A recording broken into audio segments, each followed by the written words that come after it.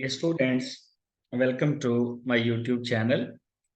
Dear students, FTIR spectroscopy, जिसको हम vibrational spectroscopy भी कहते हैं, इसके 26 लेक्चर हमने रिकॉर्ड कर रखे हैं। 2 लेक्चर रहते थे, कुछ मसरूफियत की वजह से वो लेक्चर रिकॉर्ड नहीं हो सके, तो अब हम पहले IR के वो 2 लेक्चर देखेंगे और उसके बाद हम UV स्टार्ट करेंगे। IR वाइब्रेशनल स्पेक्ट्रोस्कोपी में आज जो हमारा लेक्चर है वो है IR spectrum of acid chlorides. Acid chloride में पीक्स कहाँ कहाँ आती हैं? एसिड क्लोराइड हैं क्या? एसिड क्लोराइड होते हैं जिनमें कार्बोक्सिलिक एसिड का जो कार्बोक्सिल ग्रुप का OH है, यानी हाइड्रोक्सिल ग्रुप है, अगर उसकी जगह क्लोरो ग्रुप लगा देंगे तो ये एसिड क्लोराइड बन जाए। ये एक्चुअली न्यूक्लियोफिलिक सब्स्टिट्यूशन रिएक्शन से बनते हैं। OH जो एज अ न्यूक्लियोफाइल सब्स्टिट्यूट होता है क्लोराइड एज अ न्यूक्लियोफाइल से, तो ये एसिड क्लोराइड। अब एसिड क्लोराइड में प्रोमिनेंट पीक कौन सी आती है? सबसे पहले एसिड क्लोराइड में कार्बोनिल की पीक देखें, एलिफेटिक एसिड क्लोराइड में ये आती है 1810 से 1775 की रेंज में।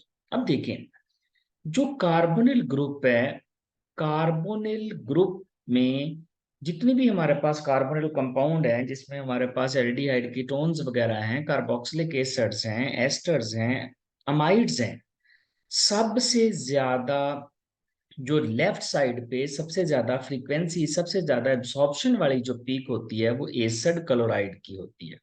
और उसकी वजह क्या होती है? वजह होती है ये जो क्लोरो ग्रुप है इसका इंडक्टिव इफेक्ट, इसकी इलेक्ट्रोनेगेटिविटी, जो कि इस बॉन्ड को और ज्यादा स्ट्रॉन्ग बना देती है। तो ये बॉन्ड स्ट्रॉन्ग होता है सारे कार्बोनिल ग्रुप से, और देखें 1800 तक चले जाता है। अलबत्ता अगर कॉन्जुगेशन आ जाए, आपको पता है कॉन्जुगेशन बॉन्ड्स को वीक करती है। कॉन्जुगेशन में ये जो डबल बॉन्ड होता है इसमें सिंगल बॉन्ड का करैक्टर भी आ जाता है। तो देखें, कॉन्जुगेशन आने से एक पाई बॉन्ड अजाफी, यानी ये कार्बोनिल है, इसका ये अल्फा कार्बन है और ये बीटा कार्बन है, और ये अल्फा और बीटा के दरमियान कार्बन कार्बन डबल बॉन्ड है। ये अब कार्बोनिल ग्रुप कॉन्जुगेशन में आ गया, और कॉन्जुगेशन का मतलब होता है इसमें सिंगल बॉन्ड करैक्टर भी जनरेट हो गया है, जिसकी वजह से बॉन्ड की लेंथ बढ़ेगी और बॉन्ड वीक हो जाएगा, उसकी एब्जॉर्प्शन कम होगी।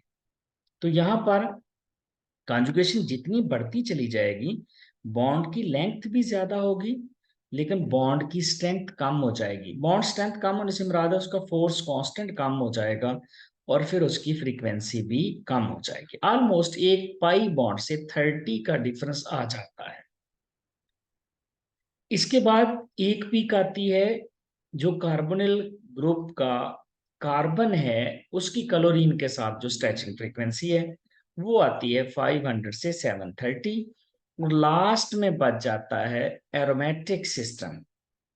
अब एरोमेटिक सिस्टम में अगर यहाँ पर हमारे पास एरोमेटिक सिस्टम हो कार्बोनिल के साथ, इस ये कार्बोनिल ग्रुप है, इस तरफ अगर कोई एरोमेटिक सिस्टम लगा हुआ है, तो ये जो हमारे पास कार्बन है रिंग वाला, एरोमेटिक सिस्टम वाला, जो कार्बोनिल वाला कार्बन है, ये जो CC बॉन्ड है, ये कहां पर पीक शो करता है? ये शो करता है 900 से 800 के दरमियान। तो ये प्रोमिनेंट पीक्स आएंगी जो हमारे पास हैं एसिड क्लोराइड्स। अब हम स्पेक्ट्रम भी देख लेते हैं। सबसे पहले तो एसिटाइल क्लोराइड का, तो देखिए कितनी स्ट्रॉन्ग पीक है कार्बोनिल की एसिटाइल क्लोराइड में, ये वाली कितनी ज्यादा स्ट्रेंथ है इसकी एसिटाइल क्लोराइड में। एक्चुअली ये बड़ा कार्बोनिल ग्रुप ज्यादा स्ट्रॉन्ग होता है due to inductive effect of chlorine. अच्छा, इसके साथ एक ये छोटा सा बैंड भी आ रहा है, ये शोल्डर आ रहा है। ये जो शोल्डर है दिस इज एक्चुअली ओवरटोन, और ये ओवरटोन किस बॉन्ड की है? ये जो हमें 900 पे बॉन्ड नजर आ रहा है, ये इसकी ओवरटोन है, जो यहाँ पर हमें शोल्डर की शक्ल में अपीयर हो रही है। इसी तरह इसमें एक और बॉन्ड भी है, कार्बोनिल वाला जो कार्बन और क्लोरीन है, ये भी एक बड़ी पीक यहाँ पर आ रही है 600 के करीब। तो ये 600 के करीब कार्बन और क्लोरीन की स्ट्रेचिंग आती है। फिर चूंकि सारा सिस्टम सैचुरेटेड है, तो यहाँ पर जो CH की स्ट्रेचिंग आएगी वो 3000 से नीचे नीचे आएगी। ये देखें, ये पीक है और ये हमारे पास है 3000। तो 3000 से नीचे पीक का मतलब है ये सैचुरेटेड है। ये जो कार्बन है, ये जो CH स्ट्रेचिंग है, ये सैचुरेटेड की है। और फाइनली यहाँ पर देखें, एक ओवरटोन यहाँ भी आ रही है और ये ओवरटोन कार्बोनिल ग्रुप की है, इसकी जो तकरीबन 1800 पे है। तो इसकी ओवरटोन यहाँ पर आ रही है 3600 के करीब। तो ये डिफरेंट पीक्स हैं एसिटाइल क्लोराइड के स्पेक्ट्रम में। अगर हम एरोमेटिक सिस्टम में देख लें तो थोड़ा सा कार्बोनिल ग्रुप पहले से नीचे वैल्यू आएगी ड्यू टू कॉन्जुगेशन।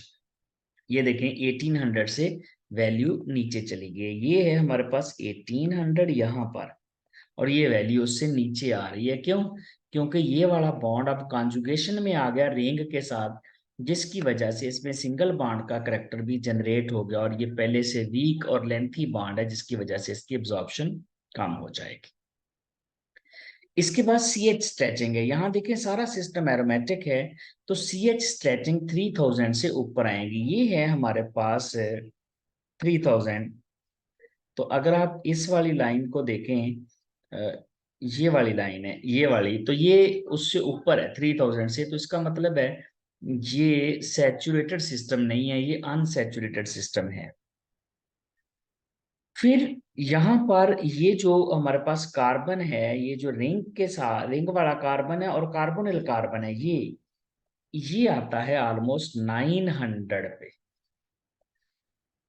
और जब ये कपल करता है, ये जो हमारे पास कार्बोनिल की पीक है उसके साथ, तो हमारे पास एक और पीक आती है जिसको हम कहते हैं फर्मी रेजोनेंस। ये peak, this is Fermi resonance. और फर्मी रेजोनेंस क्या होता है? जब फंडामेंटल वाइब्रेशन, जैसे ये कार्बोनिल ग्रुप की पीक है, कॉन्जुगेटेड वाला जो कार्बोनिल है उसकी पीक है ये वाली बड़ी, ये फंडामेंटल वाइब्रेशन है। जब ये किसी ओवरटोन या कॉम्बिनेशन बैंड के साथ कपल करती है, तो हमारे पास जो पीक आती है दैट इज फर्मी रेजोनेंस। ये वाला सिस्टम जो है ये एरोमेटिक सिस्टम है, ये 1600 से बिलो। अगर 1600 से ऊपर आए तो इसका मतलब होता है ये है तो कार्बन कार्बन डबल बॉन्ड, लेकिन एरोमेटिक नहीं है। लेकिन अगर थोड़ा नीचे आए तो इसका मतलब है ये बेंजीन वाला सिस्टम है, या कोई भी एरोमेटिक सिस्टम है, कार्बन कार्बन डबल बॉन्ड।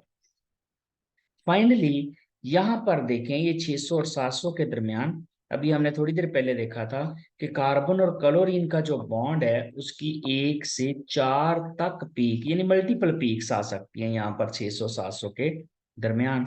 तो ये यहाँ पर 600 और 700 के दरमियान मल्टीपल पीक्स कार्बन और क्लोरीन वाले बॉन्ड को रिप्रेजेंट कर रही हैं, उसकी स्ट्रेचिंग फ्रीक्वेंसी। तो ये था डियर स्टूडेंट्स एसिटाइल क्लोराइड और बेंजाइल क्लोराइड का स्पेक्ट्रम और उसमें आने वाली प्रोमिनेंट पीक्स।